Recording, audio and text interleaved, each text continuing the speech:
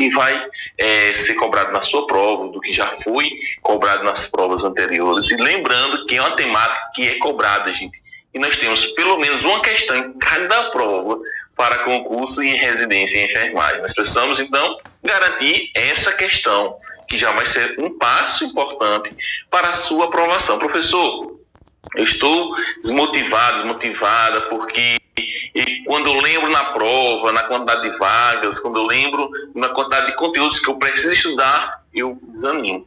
Isso é algo que a gente às vezes recebe. E que é que a gente precisa ter em mente? A motivação, ela é essencial. Se você não acreditar, tem que acreditar, tem que se motivar, tem que fazer um estudo organizado. O plano de estudo que nós temos aqui no site, ele auxilia nesse processo.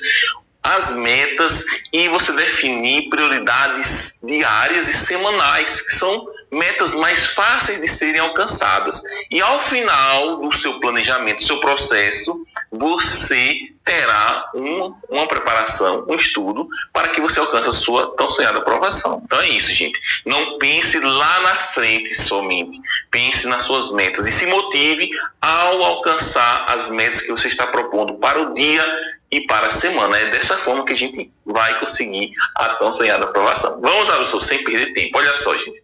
A parte inicial é saber qual é essa sequência do atendimento de uma vítima que está com a suspeita de uma parada cardiorrespiratória. Olha só, nós vamos falar aqui, então, daquela sequência CABD.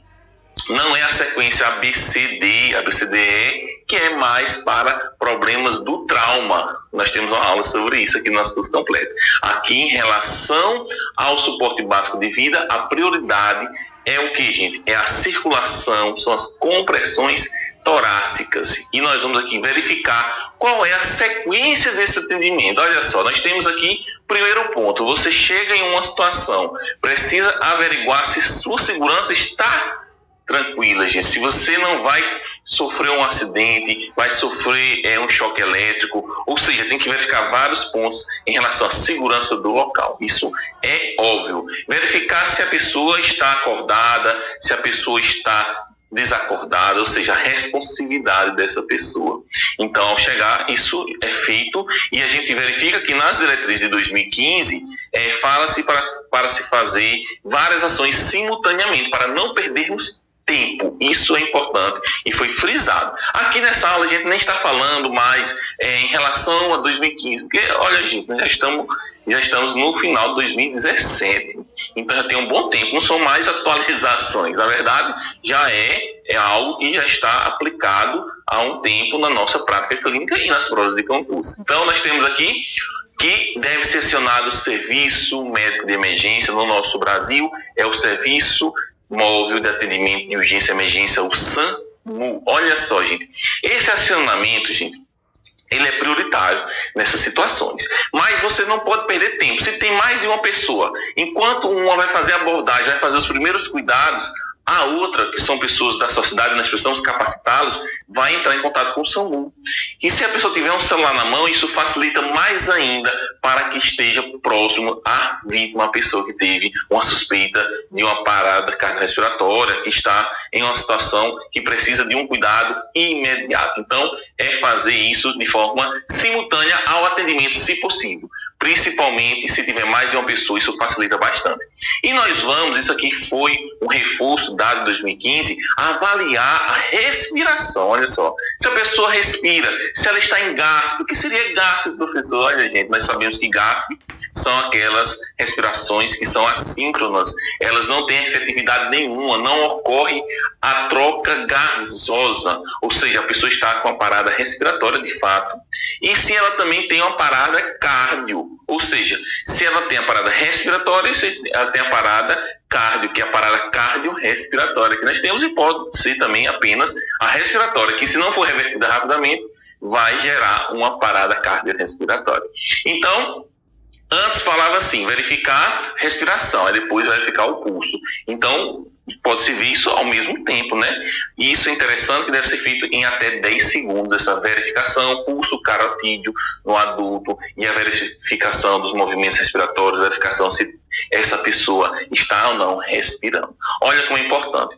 Nós fizemos isso de forma bem rápida, dinâmica. Agora nós vamos iniciar o que, gente? As compressões torácicas. As compressões torácicas junto com as ventilações, que são 30 compressões para cada 2 ventilações, que é a nossa sequência, que não teve uma alteração em 2015. E nós precisamos saber que as compressões são a prioridade, gente. Inclusive, se não for possível fazer as ventilações, pode-se manter com compressões. Olha só como é interessante, principalmente para pessoas leigas que não têm nenhum tipo de equipamento que vai protegê-la contra algum tipo de intoxicação, algum tipo de contaminação. Ou seja, as compressões já são de grande importância. E nós temos a frequência que foi alterada em 2015, que antes era de no mínimo 100 por minuto, agora são de 100 a 120. Por que foi feita essa alteração? Não pode se fazer menos, porque não vai ter um débito cardíaco adequado. O coração, ele precisa ter essa compressão, que vai ser manual pelas compressões torácicas, de pelo menos 100, e também não pode ser muito rápida, que vai prejudicar e não vai ter o bombeamento adequado do coração. Então é até 120 por minuto. Isso tanto na criança como no adulto. Olha só como é importante frisarmos isso. Bebê, criança e adulto. Tá certo, gente? Nós lembramos aqui que bebê é depois do neonatal, ou seja, após 28 dias até 1 ano de idade. A criança vai ser de 1 ano de idade até a puberdade, início da adolescência, e adulto é a outra faixa que a gente se encontra. Olha como é interessante. Agora, nós também tivemos uma mudança em relação à profundidade dessas compressões.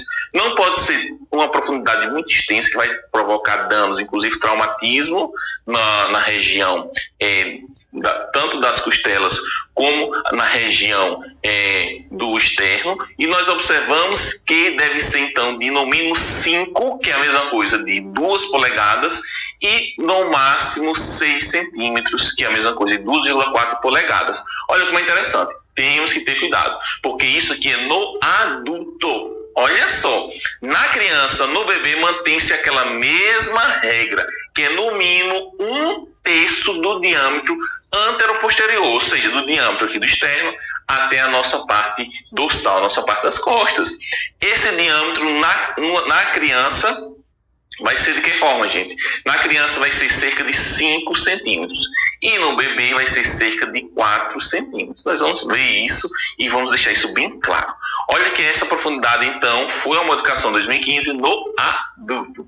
Ficou interessante. E a desfibrilação, gente, que deve ser feita o mais rápido possível. Inclusive, se o desfibrilador estiver disponível, for uma situação em que se possa já verificar o ritmo e fazer a desfibrilação, no caso da fibrilação ventricular e da taquicardia ventricular, já é indicado. Não é necessário completar aquele ciclo de 32 durante 2 minutos. Já pode se fazer se tiver uma situação. Agora, se a pessoa for preparar esse desfibrilador, enquanto ela está preparando, está organizando tudo, outra pessoa mantém as compressões torácicas, gente. Então tem essa simultaneidade, esse trabalho que tem que ser dinâmico com a ajuda do que for possível na cena da ocorrência. Olha só.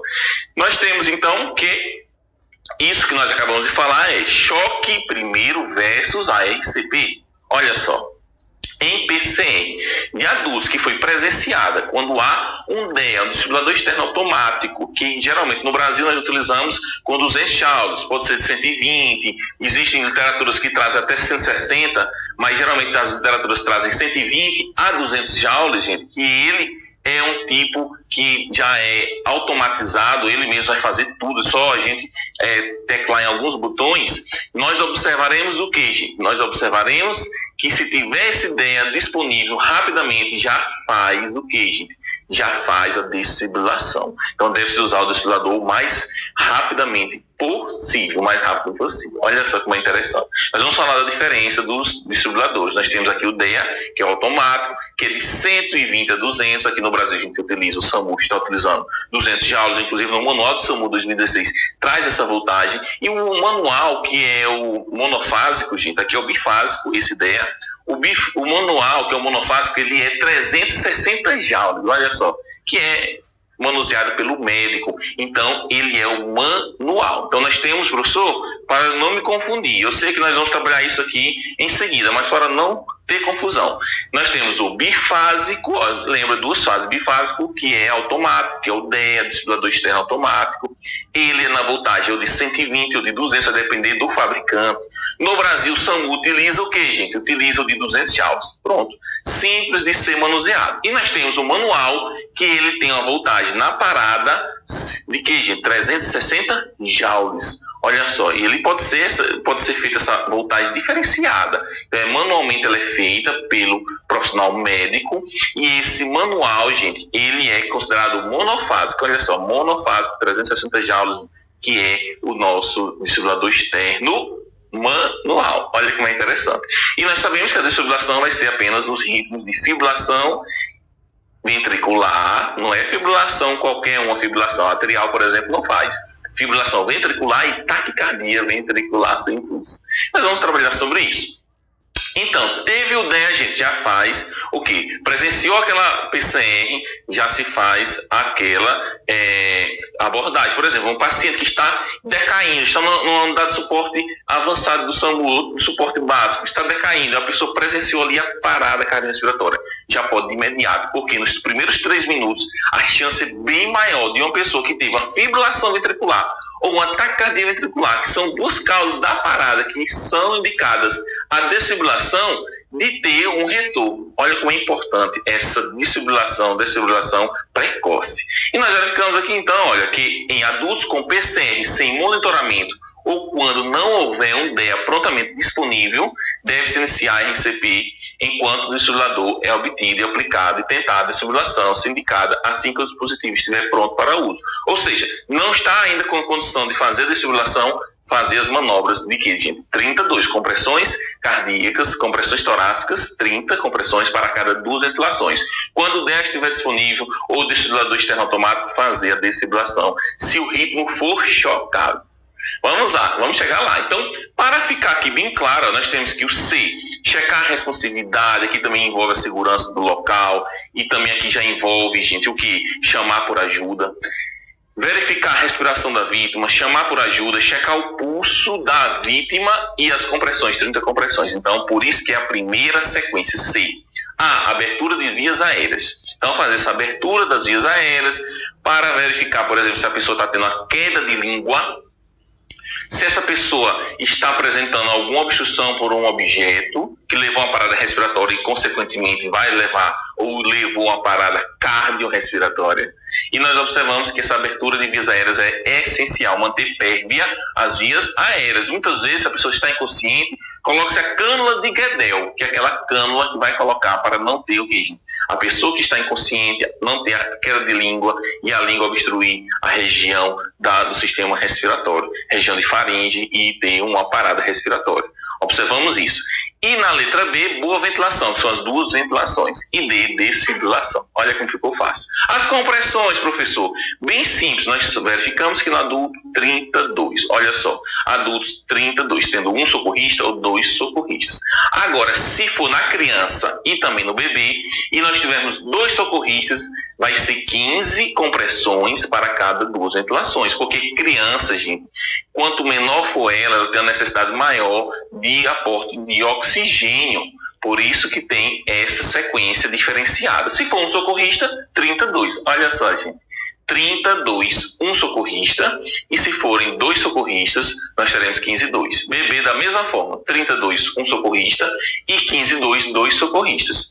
Nós temos a profundidade das compressões. Professor, você já até falou sobre isso lá no início. Nós estamos aqui deixando bem claro para não haver dúvida, galera. Olha só. Adultos, qual é a nossa profundidade dessas compressões torácicas? No mínimo 2 polegadas, 5 centímetros. E agora tem essa regra que não pode ser exceder a 6 centímetros. Isso foi bem pertinente para não ter uma compressão bem profunda e ter uma lesão e também não ser efetiva na contração manual do coração. Observamos isso, é como é interessante. E nós temos que na criança e no bebê vai ser no mínimo 1/3 do diâmetro anteroposterior. Olha como é interessante.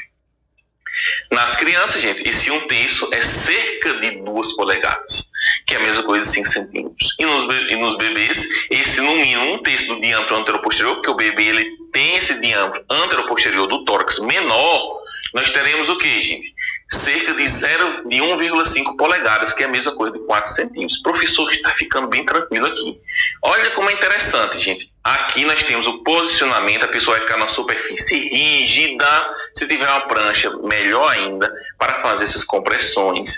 Tem que ter o que, gente? Essas compressões nessa profundidade. Professor, como é que nós vamos adivinhar isso na prática, sem algum equipamento manual para fazer essas compressões, que já até existem hoje no mercado, que vai ser no mínimo 5 e no máximo 6. Então tem que fazer, gente, uma compressão que não pode ser nem superficial e nem profunda demais. Tem que ser algo que seja adequada e que tenha um bom senso.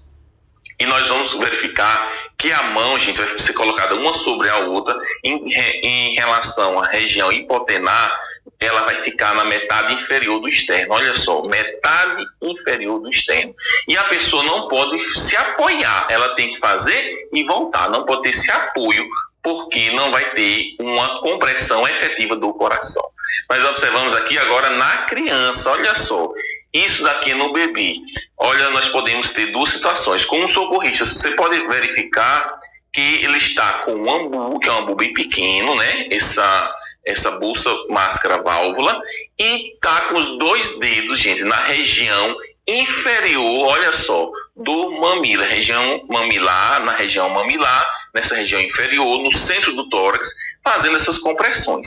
Se tiver 2 socorristas, enquanto que um está cuidando da ventilação, o outro faz o que, gente? Pode fazer aquela técnica, olha só, a técnica com os 2 polegares, vai abraçar o tórax da criança e fazer com os 2 polegares, é outra opção.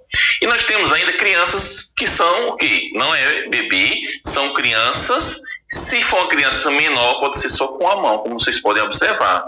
E se for uma criança maior, o ideal mesmo é que sejam com as 2 mãos. Então, são opções que nós temos aqui no posicionamento das mãos, gente. Olha só, para que não fique nenhuma dúvida, se for no adulto, 2 mãos sobre a metade inferior do externo. E se for na criança, a criança é de 1 ano até a puberdade, são 2 mãos, ou de forma opcional, nas crianças que são pequenas, uma mão, gente, sobre a metade inferior do externo, da mesma forma do adulto.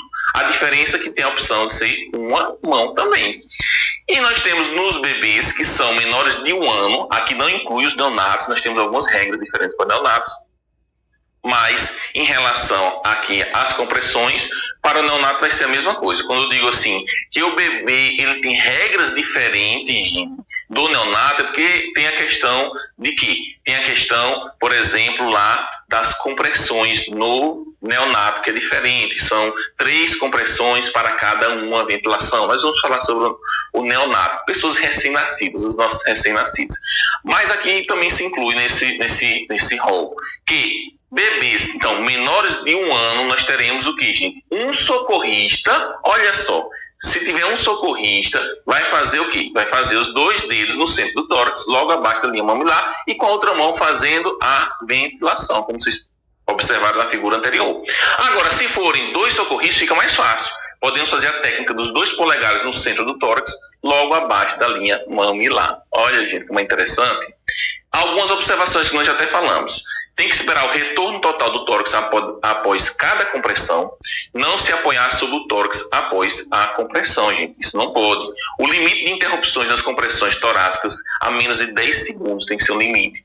Temos que fazer o quê? Dispositivos mecânicos para compressão torácicas em situações que são indicadas e que seja disponível, que haja disponibilidade. Por exemplo, está tendo uma ocorrência, um transporte na unidade de suporte avançado ou básico do SAMU, uma dificuldade de fazer as compressões. Lá tem um equipamento que faz essas compressões manualmente, que vai acoplar no tórax da pessoa, coloca ele, até porque, gente, ele vai ter uma profundidade adequada, o ritmo adequado, não vai cansar. E outra observação importante, trocar de pessoas que vai fazer essas compressões a cada 2 minutos, porque cansa. Eu já participei, já fiz assistência a algumas paradas cardiorrespiratórias da minha assistência, da minha prática, e realmente cansa, gente. Depois de 2 minutos, o ideal, mesmo que a pessoa tenha um bom preparo físico, é que faça uma alternância das pessoas que vai fazer a compressão, colocar em superfície rígida a pessoa. Se for num hospital, no leito, por exemplo, nos carrinhos de parada, às vezes tem aquela prancha, aquela parte que é de acrílico que pode colocar embaixo para não ficar na parte do colchão. Observamos alguns detalhes que são importantes, tá certo, gente? Olha agora a manobra de Heimlich. Olha como é interessante. A manobra de Heimlich, nós temos algumas considerações importantes. A pessoa engasgou, gente. Olha só. A primeira situação, a pessoa foi um engasgo leve. Incentivar a tosse. A pessoa, gente, não vai estar com essa posição universal de sufocamento. Está tossindo e muitas vezes, a maior parte delas, consegue expelir uma tosse. Mas se ela estiver já nessa posição de engasgamento, que não está conseguindo, aí nós faremos a manobra de Heimlich. Nessa situação, nessa imagem, o que é que nós observamos? Que vai se fazer, gente, na região abaixo, olha só, gente, abaixo do diafragma, vai pegar aqui os dois braços, olha só. Nós vamos pegar aqui, fazer um J invertido, pegar a pessoa, abraçar a pessoa e fazer um movimento vigoroso de baixo para cima. Olha só, essa é a situação. Agora, professor, se for uma gestante que já está com uma semana de gestação já bem avançada, ou então pessoas obesas, ou seja, não tem condição de fazer essa manobra de Heimlich usual, faz ela invertida, que é a manobra auxiliar, que é na região torácica. Olha só como é que é colocado, gente. Então, acima, quando você conseguir fazer essa manobra, então na região torácica. Olha como é interessante. Professor, em criança, se for uma criança pequena, pode baixar, a pessoa baixa para ficar na mesma altura da criança e tentar fazer a manobra de Heimlich. Agora, em bebês, aí nós temos uma situação mais diferenciada. Inclusive, já foi tema de provas. São questões que as pessoas erram bastante. Mas você que está aqui conosco está se preparando, de fato, para acertar todas as questões dessa temática. Olha só, gente, aqui é uma criança. Olha como a pessoa ela tentou se rebaixar para fazer essa manobra de Heimlich. E aqui nós temos nos bebês, olha, gente, como é interessante. Então, nos bebês, nós observamos o quê? Então, essas crianças menores de 1 ano, nós observaremos isso, olha. A criança vai ser colocada, gente, olha só, vai ser colocada entre os braços e vai fazer esses tapinhas nas costas com a região hipotenada das mãos entre as duas escápulas. Então vai fazer 5 vezes esse movimento, depois vai trazer a criança para a posição inversa e vai fazer 5 compressões torácicas, como se fosse fazer mesmo a ressuscitação, porque isso vai ajudar a expelir o objeto estranho. Então essa é a sequência: 5 nas costas, então esses tapas nas costas, com a região hipotenar, entre as duas escápulas, e depois 5 compressões torácicas. Olha como é interessante.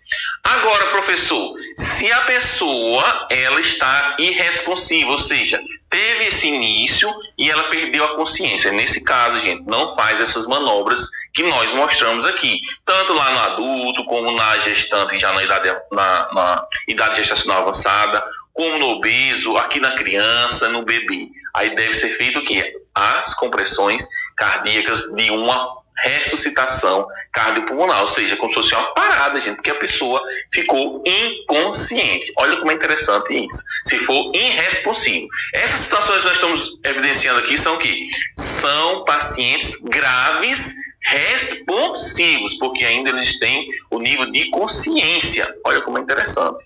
E nós observamos, se for leve e responsivo, é só incentivar a tosse. Caso seja grave, mas ainda tenha consciência, a pessoa tem aquele sinal de sufocamento universal, geralmente tem isso, aí nós teremos aqui essas manobras de Heimlich, e se tiver a perda de consciência, fazer a ressuscitação com as compressões torácicas e ventilação, e em cada ventilação vai se verificar se consegue tirar esse corpo estranho que está fazendo essa obstrução. Olha como é interessante.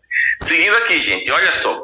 Aqui nós estamos trazendo alguns conceitos já do suporte avançado de vida, mas nós teremos uma aula aprofundando o suporte avançado de vida. Então, no suporte avançado de vida, essa aqui foi uma regra que mudou e que é uma das mais cobradas nas provas. Olha só, a pessoa vai fazer 32. Então, nós teremos 32, que é sincronizado, 32. Agora, se conseguir instalar uma via aérea avançada, foi entubada, está com fluxo de oxigênio contínuo, nesse caso, com vias aéreas avançadas, vai ser assíncronas, essas compressões serão assíncronas. O que quer dizer? Nós não vamos mais ter interrupção nas compressões para fazer ventilação. Então, nesse caso, gente, nós teremos uma assincronia, que a pessoa vai fazer as compressões, não vai parar, e a cada 6 segundos faz uma ventilação, que ela já está em uma via avançada, ou seja, está entubada, mas faz essa ventilação de resgate. Olha só, gente, como é feito. A ventilação era preconizada a cada 6 a 8 segundos. Agora, gente, nós temos o quê? A cada 6 segundos. Então não tem mais isso, é a cada 6 segundos. Então nós tínhamos de 8 a 10 por minuto, agora nós temos 10, porque a cada 6 segundos, 6 vezes 10, 60, que é 1 minuto. Então nós temos 10 ventilações por minuto, aqui numa parada cardiorrespiratória. Olha como é interessante. Professor, em relação a essa abertura de vias aéreas que nós precisamos fazer, olha só, nós temos algumas situações. A primeira, gente, é a manobra de inclinação da cabeça e elevação do queixo. Essa é a chin lift, que é conhecida. E nós temos a segunda, que vocês podem observar, que é a elevação do ângulo da mandíbula, que é jaw thrust. Olha só, gente, essas duas manobras serão indicadas em quais situações? Se a pessoa tem uma suspeita de uma lesão cervical, de um trauma grave, não vai fazer a manobra de inclinação da cabeça e elevação do queixo, porque você verifica que vai tracionar a cervical e pode ocasionar uma lesão, gente, medular. Observamos que nesses casos deve ser feita apenas a tentativa pela manobra de elevação do ângulo da mandíbula. Olha como é interessante. Vamos agora pontuar de que forma é feita a abertura das vias aéreas em vítimas inconscientes. Pode ser aquela vítima que não tem suspeita de lesão cervical, não foi um trauma, foi algum evento que ela perdeu consciência, e a outra situação é quando ela tem suspeita de lesão cervical. Nós temos então aqui vítima sem suspeita de lesão cervical. Vai fazer a manobra que nós conhecemos, que é chin lift, ou seja, inclinação da cabeça e elevação do mento para abrir essas vias aéreas. Essa é uma manobra que é indicada pelo Manual do SAMU de 2016, que é um protocolo nosso nacional do Ministério da Saúde. Por outro lado, se a vítima tiver suspeita de lesão cervical, foi uma vítima que teve algum traumatismo, ela precisará fazer uma manobra em que não tenha o que, gente? Não tenha a possibilidade de ocorrer a lesão daquela coluna, daquela medula, ou seja, ter alguma medula que está com algum tipo de fratura e seccionar ou tiver alguma lesão na medula espinal. Por isso que nós temos que ter aqui um cuidado maior. São as manobras, olha, isso aqui é importante frisarmos. Elevação do mento no trauma, que é a chin lift no trauma, que é uma manobra, gente, em que vai se fazer uma ação em que não tenha essa hiperextensão, da coluna vertebral. E nós temos a outra manobra, que é a tração da mandíbula no trauma e suas variações, ou seja, a jaw thrust, que vai fazer a tração do ângulo da mandíbula. Temos que ter cuidado nisso, porque algumas referências não traz essa elevação do mento no trauma, que é diferente da elevação do mento, inclinação da cabeça, aqui chin lift, aqui a chin lift aqui no trauma, sem fazer uma alteração no alinhamento da coluna cervical. E nós observamos que aqui é uma referência que nós estamos trazendo do Ministério da Saúde.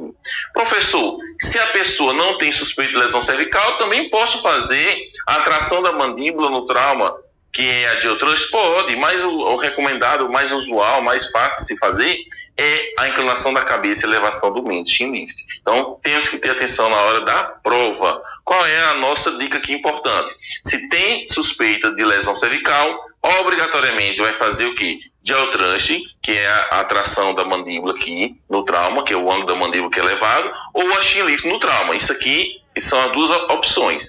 Se ela é uma vítima sem suspeita de lesão cervical, a mais utilizada, que é indicada pelo SAMU, é a chin lift mesmo usual, que é a inclinação da cabeça e elevação do mento. Mas também pode fazer outras, porque não tem suspeita de lesão cervical. Isso fica claro, né, gente? Então nós temos aqui essas situações. Professor, nós sabemos que 2015 para agora 2017 já tem um bom tempo. Então nem se fala mais em atualizações, inclusive não tem mais aquela obrigatoriedade de ser atualizações apenas a cada 5 anos. Foi se convencionado pela Associação Americana do Coração, a AHA, que essas alterações serão agora publicadas sempre que for necessário. Mas nós vamos aqui trazer algumas situações até para a gente pontuar e deixar claro, porque as provas exploram bastante isso. Olha só, o primeiro ponto foi a cadeia de sobrevivência. Nós temos agora 2 cadeias de sobrevivência. Temos, no caso de uma parada cardiorrespiratória que ocorreu no hospital e fora do hospital. A que ocorreu no hospital é parada cardiorrespiratória intra-hospitalar. Essa é a cadeia de sobrevivência, que nós temos um elo que é importante, que é vigilância e prevenção. Vigilância e prevenção. A pessoa está com um risco maior de ter uma parada. Então, fazer uma vigilância maior, fazer cuidados intensivos, ela se estiver num leito assistencial, ser transferida para um leito de terapia intensiva ou semi-intensiva, a depender da situação da pessoa e da disponibilidade do ambiente.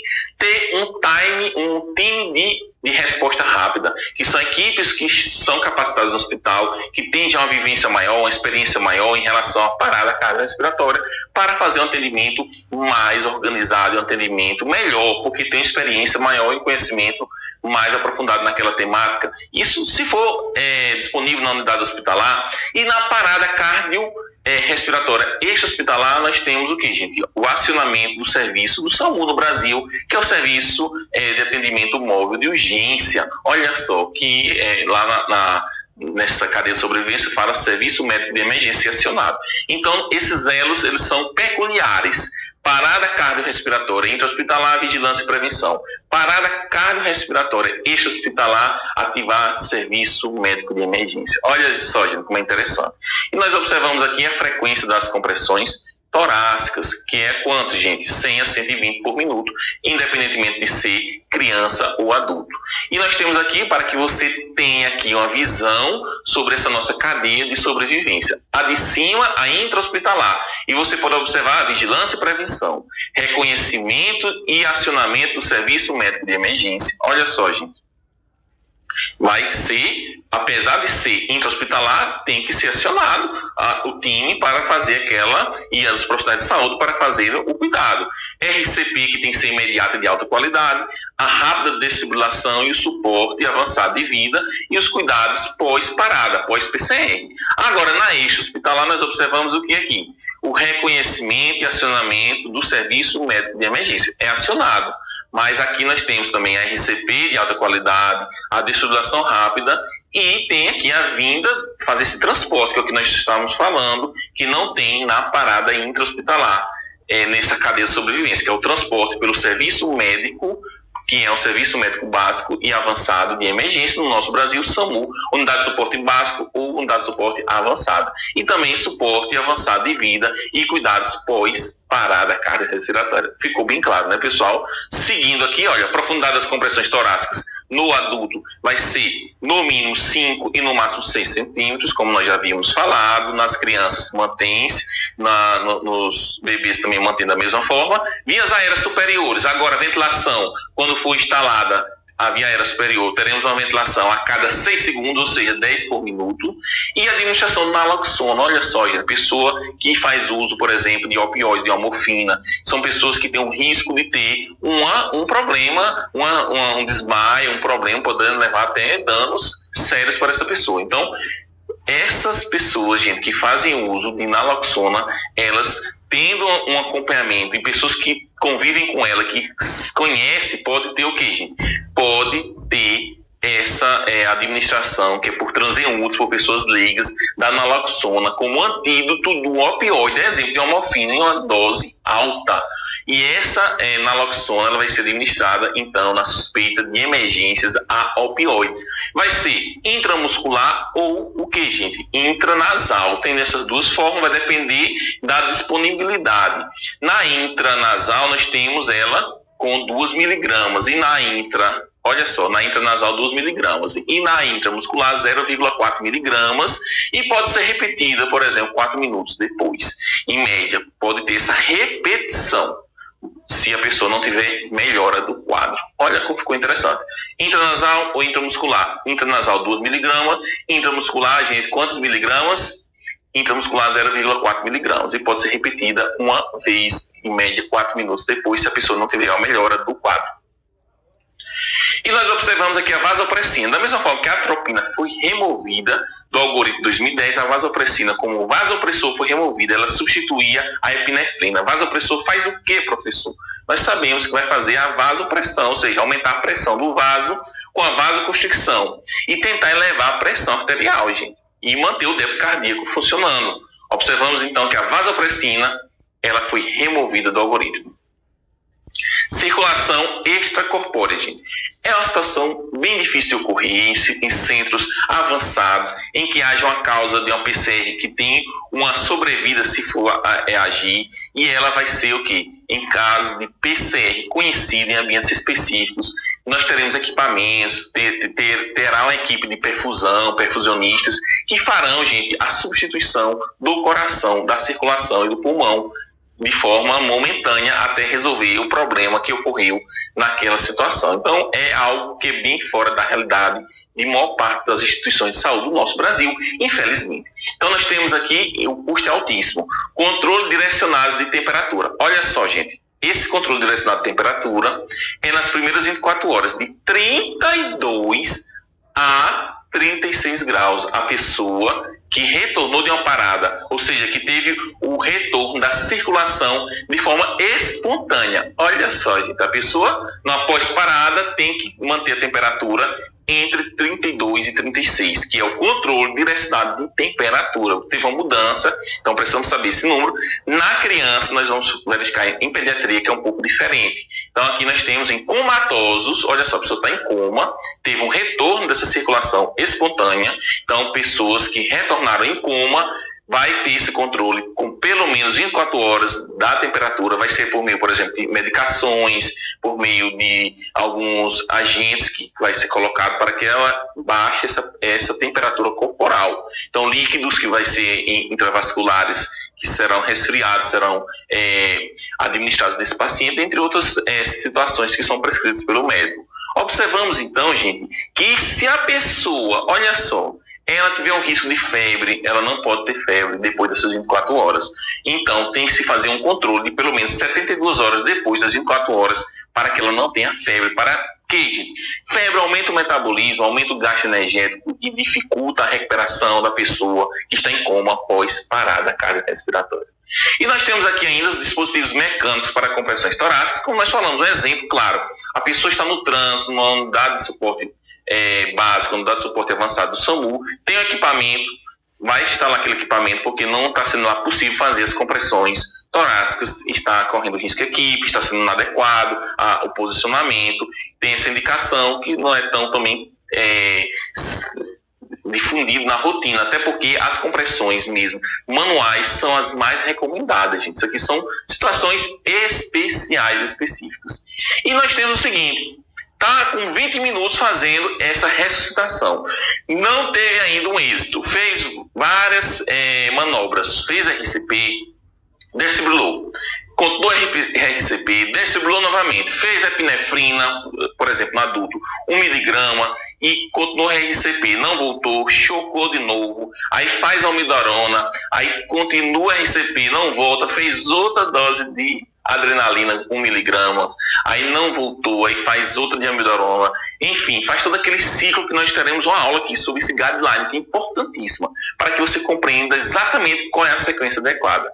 E tudo isso, a pessoa está com essa fração de CO2 no final da expiração, ou seja, a quantidade de CO2 que é expirada, que é expelida, gente, ela está baixa. O ideal é que é tipo da pressão do CO2, a pressão parcial do CO2, que é de 35 a 45 milímetros de Hg. Geralmente, essa PCA2 ela está nessa faixa indicada.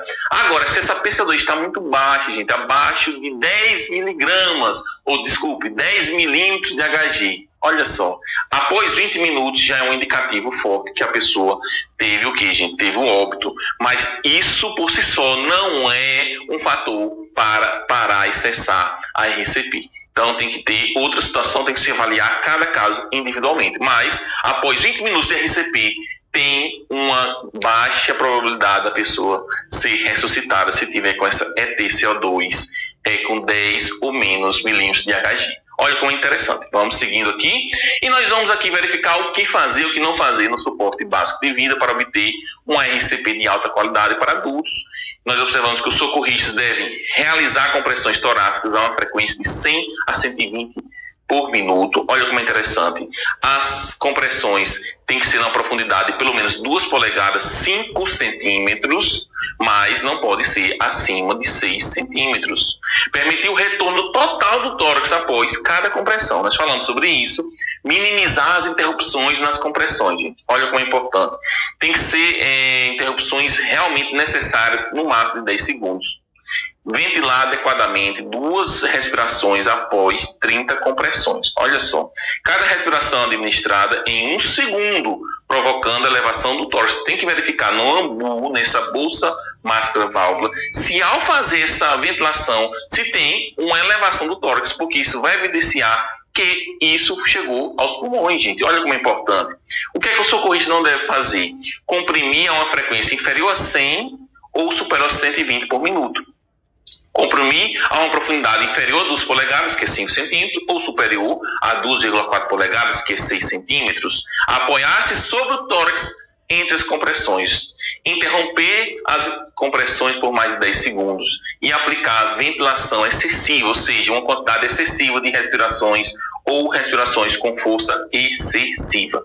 Vejam como é interessante. Aqui é para deixar bem claro. Olha, professor, você ficou de falar sobre a ressuscitação neonatal. Então, recém-nascido, gente, é uma sequência diferente. Tem que ter 1 minuto, 90 compressões e 30 ventilações. Que vai ser feito de que forma?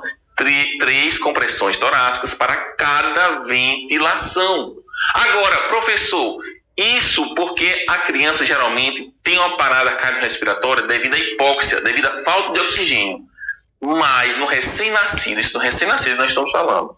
Se nós tivermos uma causa lá que foi evidenciada, que foi devido a um problema cardíaco, aí nessa situação pode ser 15 compressões para uma ventilação. Já foi tema de prova, olha só. Então vai ser 3, 1. Inclusive vai verificar o ABC, primeiro vias aéreas, gente, olha só. Porque geralmente é o problema que ocorre nesses recém-nascidos. E foi asfixia 3-1. E nós temos aqui causas cardíacas, teremos 15 compressões torácicas para cada 2 ventilações. As possíveis causas, gente, em todas as modalidades de PCR, quais são? É os 5Ts e Hs, algumas literaturas já estão trazendo o 6T, o 6H, depende muito, nós vamos falar sobre isso aqui no final. Mas vamos lembrar, quais são as causas que nós precisamos identificar numa parada, inclusive para revertê-la. Olha só, hipóxia, falta de oxigênio, gente, circulante. Então não tem oxigênio, a pessoa entra numa parada respiratória e vai entrar numa parada, o que, gente? Uma parada cardíaca, porque sem oxigênio sendo levado para o coração, para o cérebro, vai ter uma parada, é óbvio. Hipovolemia, pouco sangue circulante, é um choque hipovolêmico, por exemplo. Hidrogênio, uma acidose, olha só, uma acidose grave pode ocorrer, o que, gente? Pode ocorrer uma parada e precisa ser corrigida com hidratação, muitas vezes, e com medicação. Hiper e hipocalemia. Em relação aos eletrólitos, vamos lembrar do potássio. Tanto uma diminuição excessiva quanto um aumento excessivo. Nós sabemos que o potássio tem uma função celular de grande importância no músculo cardíaco. Então, é uma das causas que deve ser estudada, deve ser identificada rapidamente e revertida. Hipotermia. Olha só, gente, também é uma situação que pode levar a uma parada cardiorrespiratória. E em relação ao manual do SAMU, por exemplo, lá traz essas situações no adulto. E na criança, gente, olha só o que é que lá traz a hipoglicemia. Algumas literaturas dizem que a hipoglicemia não é uma causa de PCR, mas lá traz na criança a hipoglicemia. Olha como é interessante. Em relação aos T's que provocam toxinas, ou seja, uma intoxicação por um veneno, por uma medicação, por algo que pode provocar uma parada cardiorrespiratória. Tamponamento cardíaco, gente. Nós sabemos que o tamponamento cardíaco, nós temos o coração, ele é encoberto pelo saco, e aquele saquinho que é o saco do pericárdio, entre o pericárdio e o epicárdio. Se tiver sangue ali, o coração não vai conseguir fazer o quê, gente? Fazer a sístole e diástole. Então teremos o quê? Olha só, uma parada cardiorrespiratória. Inclusive, uma das condutas é fazer a descompressão desse sangue que está impedindo que o coração faça sua função de bomba. Nós temos tensão no tórax, por exemplo, pneumotórax hipertensivo. O pneumotórax vai comprimir tanto o tórax, tanto o coração, que ele não vai conseguir bombear sangue. Trombose coronariana, ou seja, aquele infarto agudo do miocárdio devido a uma oclusão na coronária, gente. É uma situação. E o tromboembolismo pulmonar, olha só. E algumas literaturas que traziam trauma também, gente. Então, ficar atento. Professor, então essa aqui é a situação que é cobrada nas provas. Inclusive, nós temos questões que já foram cobradas dessa forma.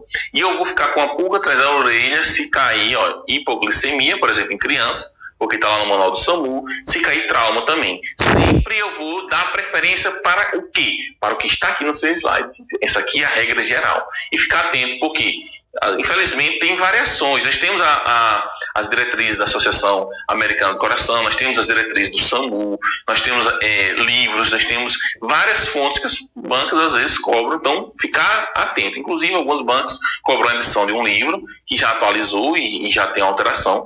Ficarmos atentos, tá certo, gente? E se tiver algum erro, sempre procurar uma literatura oficial e tentar fazer o quê, gente? Anular a questão, tá certo? Vamos lá, olha só.